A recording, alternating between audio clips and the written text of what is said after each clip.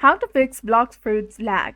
Hey everyone, welcome back to our channel. So today I'm going to show you the best ways to reduce lag in Roblox or Blox Fruits.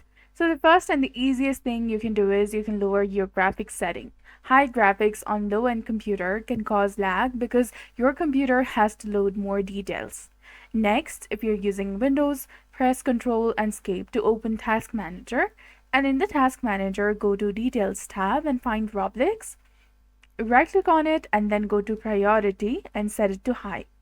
This also tells your computer to prioritize running Roblox over the other programs like Chrome, which might be running in the background. After that, press the Windows key and R to open the Run dialog box, type prefetch and press Enter. The prefetch folder contains accumulated information your computer stores about the programs that you run. Select everything in this folder. You can also select Ctrl-A on your keyboard and delete it all. Don't worry, this won't harm your device.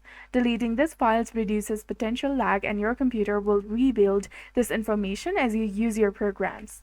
So that's it for this video. I hope you found it helpful. If you did, please like, share, and subscribe. Thanks for watching.